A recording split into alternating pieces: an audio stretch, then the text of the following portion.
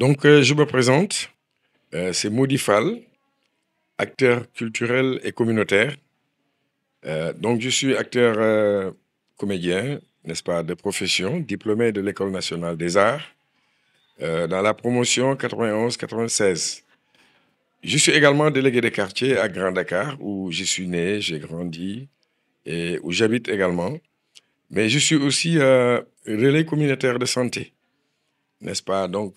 Au niveau d'abord du centre de santé de Grand Dakar, du district 30, mais également au niveau de la région médicale, n'est-ce pas? Mon partenariat se trouve dans toute cette étendue des activités sanitaires. Voilà en grosso modo Mody Fall qui est là, n'est-ce pas? Un modeste citoyen sénégalais, voilà, qui essaie au mieux, n'est-ce pas, de se rendre utile pour notre cher pays, le Sénégal. Bon, moi, je suis acteur comédien. Disons donc depuis le début des années 71, hein, parce que moi j'ai commencé quand même ma carrière d'acteur culturel.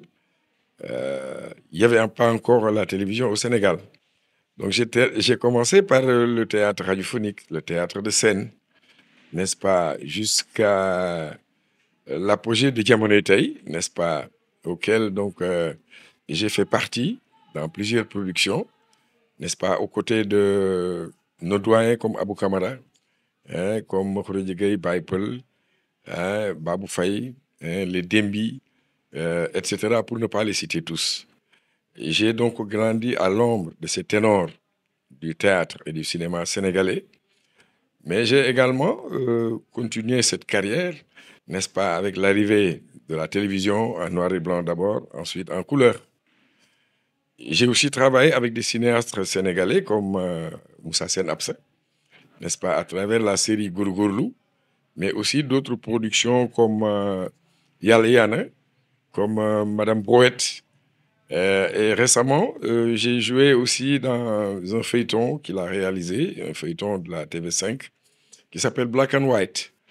Moussa Sen, donc j'ai eu à faire un parcours assez long, qui date de très longtemps avec lui.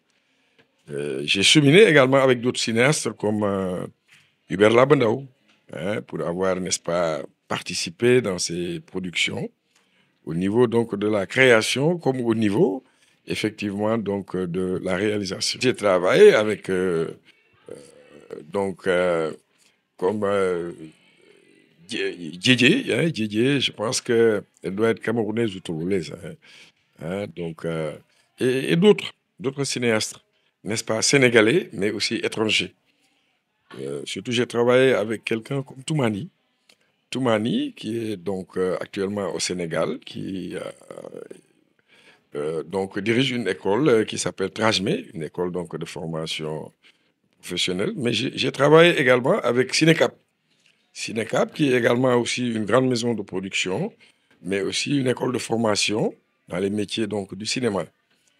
J'ai eu à travailler avec eux à travers des longs métrages, des publicités, hein, des courts-métrages, en tout cas beaucoup de productions, n'est-ce pas? Au cours de ma carrière, j'ai eu à collaborer avec ces partenaires, hein, que sont Cinecap, hein, Trajmé, hein, mais j'ai aussi travaillé avec les productions de séries comme Marodi, comme Evenprod.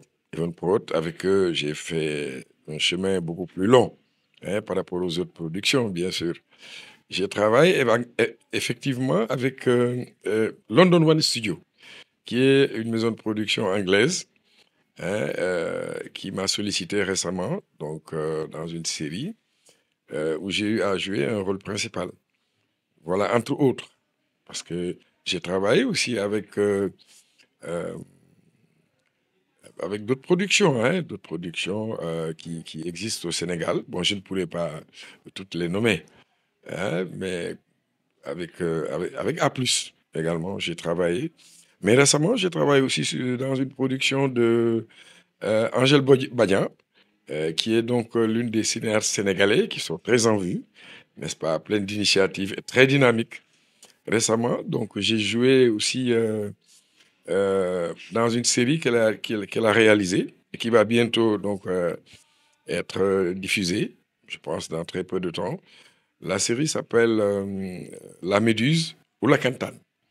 Voilà. J'ai joué également dans Play Game euh, et beaucoup d'autres productions, hein, comme Sako et Mangan, entre autres, hein. Donc, je ne pourrais pas citer ici toutes les productions, hein, dans lesquelles j'ai eu à participer, hein, au cours d'une carrière d'une cinquantaine d'années.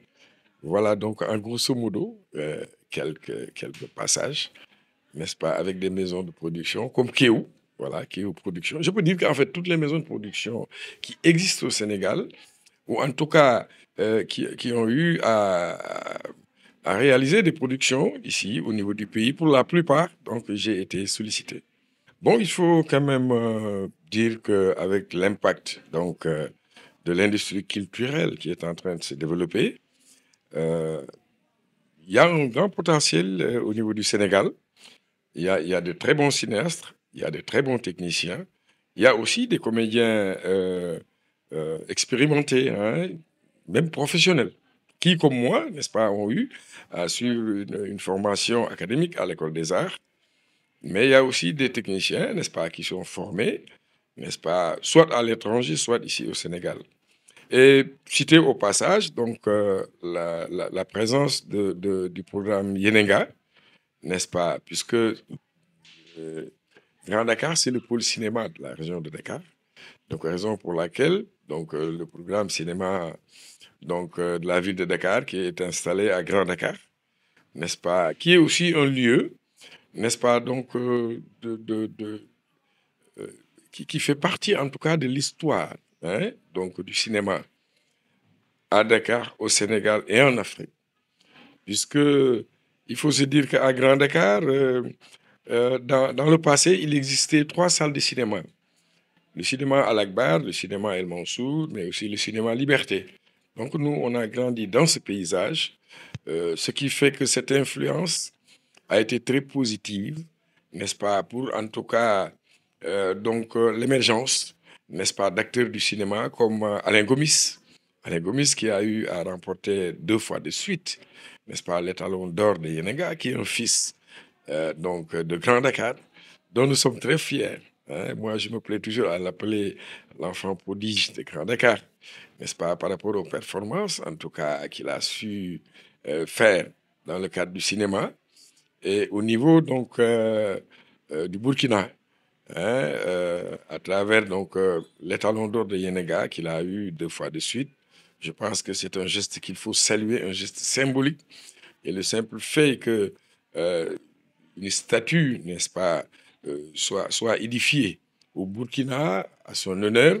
Donc ça, je pense que c'est une valeur sûre, n'est-ce pas, pour prouver que le cinéma sénégalais est en tout cas bien implanté, n'est-ce pas, en Afrique et dans le monde d'ailleurs, puisque beaucoup de cinéastes, hein, des doyens comme des jeunes, n'est-ce pas, ont eu à remporter énormément de prix.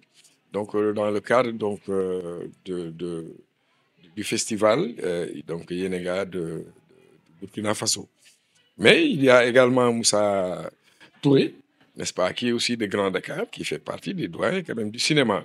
Hein, quelqu'un qui a évolué donc sous l'ombre donc du père du cinéma africain, hein, pour ne pas le citer. Hein. Donc cela veut dire que il y a eu des pas, hein, il y a eu des pas quand même qui ont été faits, n'est-ce pas, par en tout cas les acteurs du cinéma sénégalais, depuis Ousmane Sembène, hein, pour revenir sur lui, n'est-ce pas, qui était considéré comme le père du cinéma africain. Hein. Cela veut dire que les choses actuellement sont en train d'aller de l'avant, surtout avec l'initiative donc du centre Yenega, qui est installé ici à Grand Dakar, dans notre centre socioculturel. Je pense qu'il y a énormément de bonnes choses concernant le cinéma par rapport à la promotion, n'est-ce pas, des produits cinématographiques, mais aussi à la formation des jeunes, n'est-ce pas, dans les métiers du cinéma. Mais il faut souligner également un projet qui va bientôt voir le jour, Inch'Allah, un projet qui s'appelle Liberté. C'est un projet qui, au-delà du cinéma même, est un complexe, n'est-ce pas, qui est sur donc, le point d'être installé à Grand Dakar, un projet qui a déjà même vu le jour, n'est-ce pas? Un projet qui doit pouvoir évoluer pour constituer un complexe culturel et éducatif. Un projet qui va prendre en charge donc la restauration ou construction donc du Stade Demba Diop, mais à côté d'un complexe culturel, mais de grande envergure, avec des moyens techniques vraiment très sophistiqués, n'est-ce pas? Donc il faut saluer cette initiative de marque, n'est-ce pas, qui va certainement faire de Grand Dakar un pôle cinéma. Un pôle cinéma et pour Dakar et pour le Sénégal, mais aussi pour l'Afrique. Parce que c'est un projet très ambitieux, n'est-ce pas, qui va beaucoup aider, je ne dirais même pas le cinéma, mais qui va aider l'industrie culturelle de façon générale, n'est-ce pas, pour permettre aux citoyens de Grand Dakar, aux citoyens sénégalais, mais aussi aux citoyens d'Afrique et du monde, n'est-ce pas, de pouvoir venir, n'est-ce pas, donc mettre à jour leurs idées, parce qu'il y aura des salles de montage, donc des salles de stage, donc dans les métiers des arts en général, parce que ce sera et pour la musique et pour toutes les productions, n'est-ce pas, culturelles. Vraiment, ça, moi, je dirais que pour moi, c'est comme un rêve que j'ai toujours fait, qui va bientôt, avec l'aide de Dieu, bien sûr, Inch'Allah, se réaliser, n'est-ce pas, ici dans la commune de Grand Dakar. Ce qui sera doublement bénéfique et pour les populations de Grand Dakar et pour sa commune, mais aussi et pour le cinéma et pour la culture, n'est-ce pas? La promotion plutôt donc des acteurs culturels de tout le Sénégal et même à travers l'Afrique également, parce que tout ça c'est prévu, n'est-ce pas? Des espaces numériques, n'est-ce pas? Donc de production qui vont être installés et une radio panafricaine, au passage. En fait, le projet, c'est un projet global, en fait, n'est-ce pas, pour mettre à profit le développement de l'industrie culturelle à partir d'ici, Grand Dakar. Donc, c'est un projet que je salue et un projet qui était un rêve, en tout cas, pour nous, acteurs culturels qui risquent de se réaliser donc au profit de la culture sénégalaise africaine. Et aussi, certainement, au bénéfice d'acteurs culturels, n'est-ce pas, donc de la localité. Cinéma d'hier et d'aujourd'hui, la différence, elle est là. Donc, depuis l'époque de nos aînés Ousmane Sembène, comme nos doyens, Cham, nos doyens Cham, n'est-ce pas, le père de Moussa Cham, qui est un réalisateur sénégalais qui se trouve actuellement aux États-Unis. On peut dire qu'il y a eu beaucoup d'évolution, aussi bien sur le plan technique, n'est-ce pas, que sur le plan aussi des moyens financiers surtout.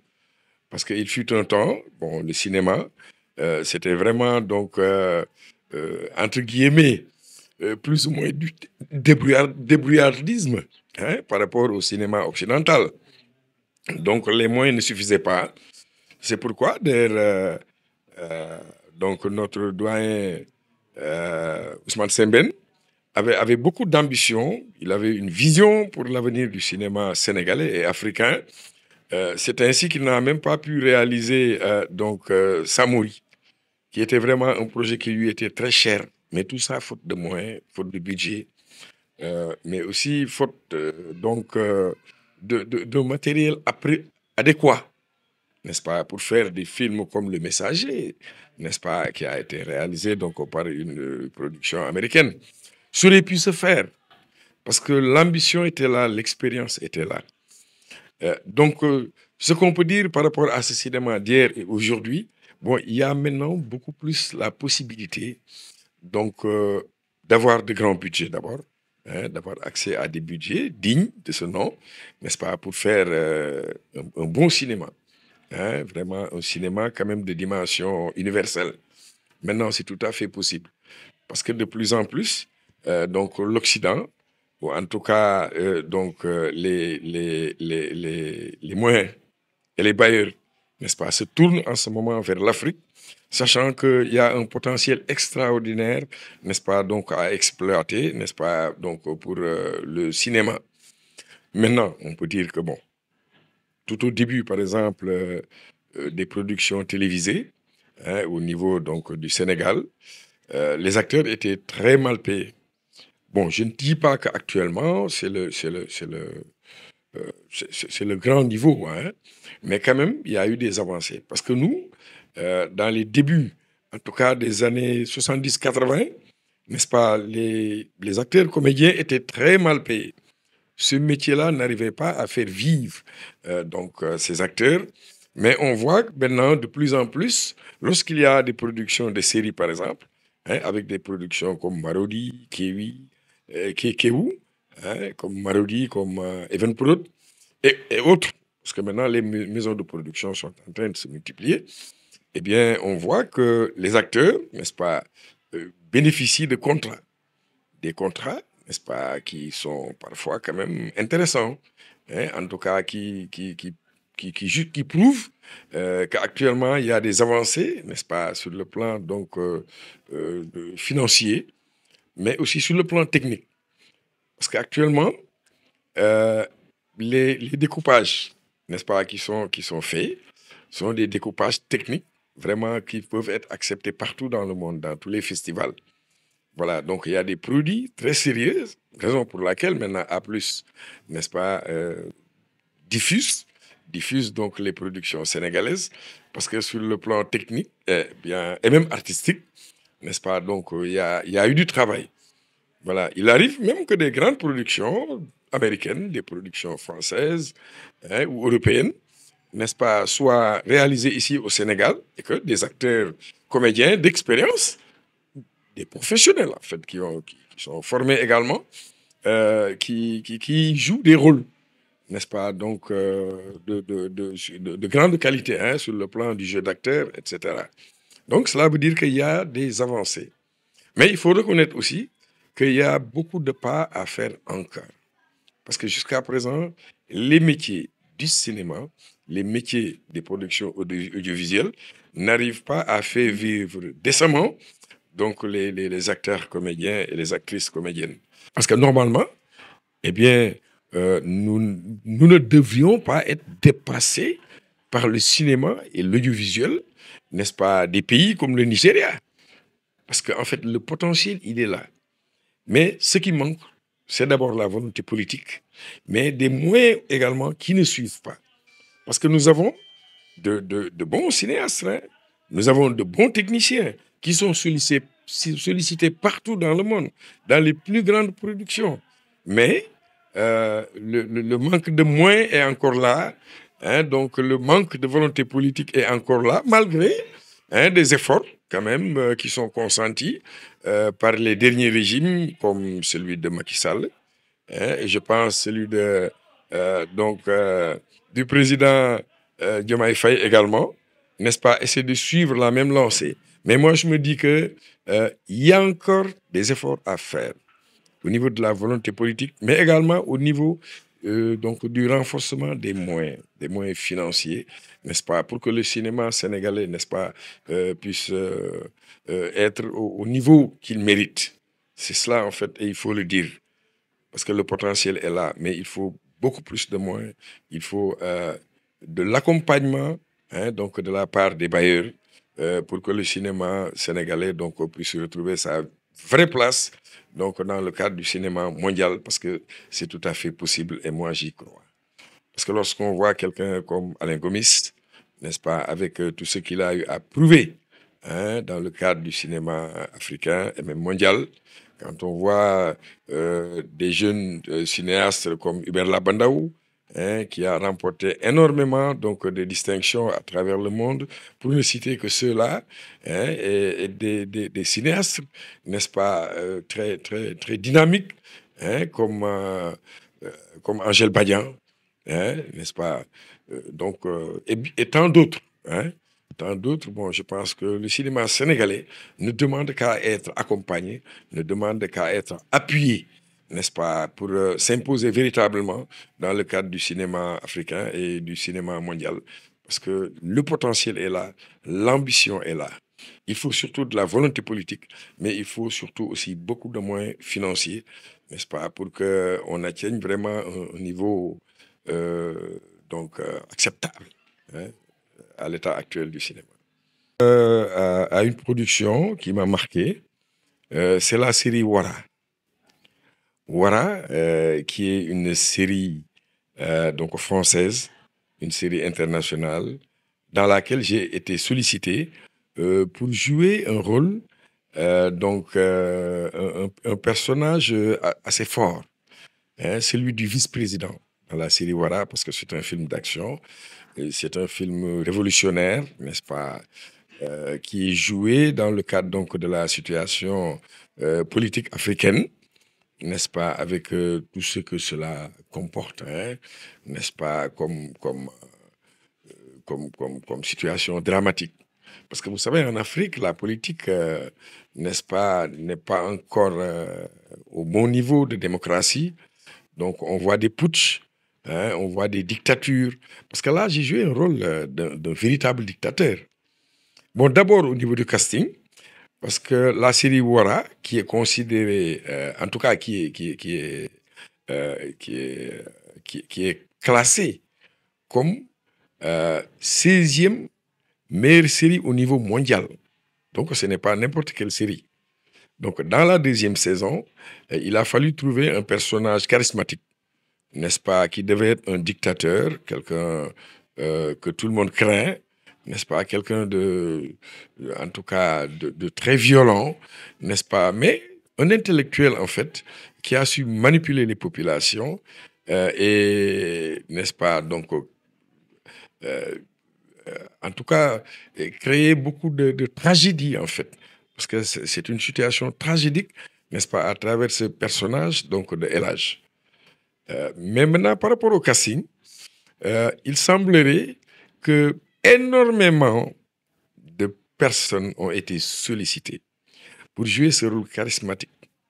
Mais moi, et par chance, peut-être aussi par expérience quelque part, donc quand on s'est adressé à moi pour me faire un bout d'essai que j'ai envoyé, n'est-ce pas, à travers une vidéo, tout de suite, le réalisateur a dit: ah, celui-là, c'est mon personnage.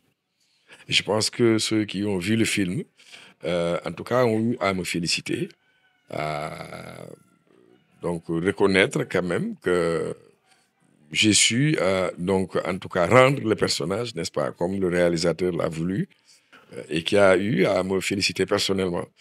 Donc voilà, voici une production de grande envergure, de niveau international, hein, n'est-ce pas, pour laquelle j'ai été sollicité parmi presque une centaine, hein, de bouts d'essai.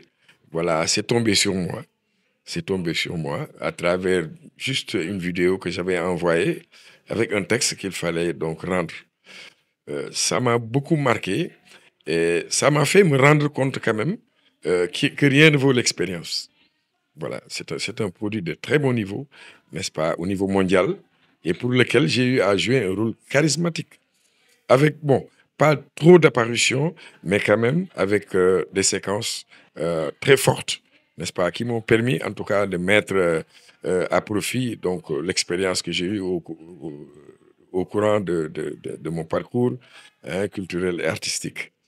Mais je citerai également une production de Amina Leclerc.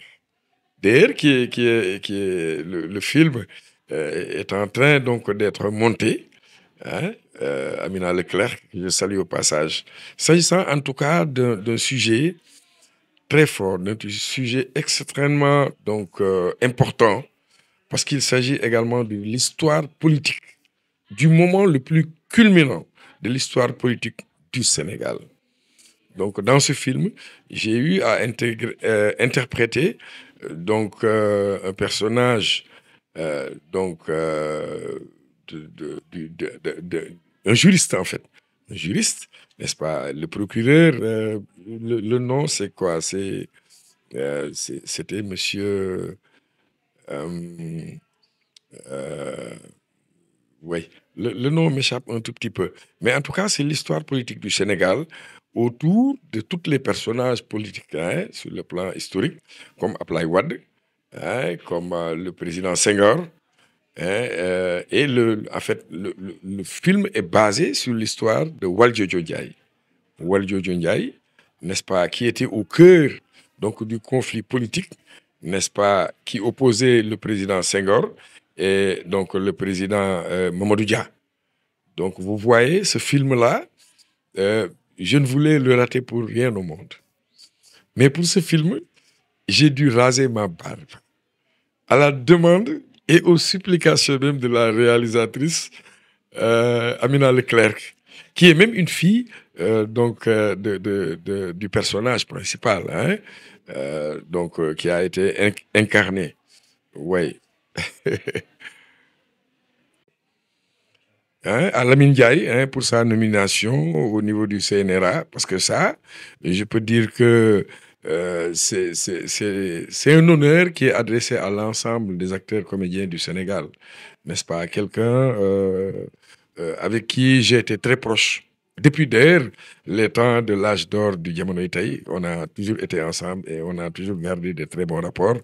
Donc je lui dis bon vent, n'est-ce pas? Et en tout cas, priez Dieu, n'est-ce pas, pour que le Sénégal réussisse.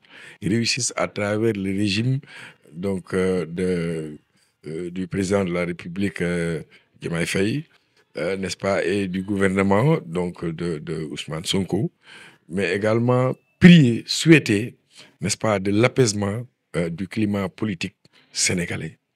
Moi, je fais un appel pour que ceux qui sont au pouvoir s'ouvrent à l'ensemble des fils du Sénégal pour qu'ensemble, on puisse construire ce pays dans la paix, dans la concorde, dans la solidarité. Sénégal, Jim Tchekanam.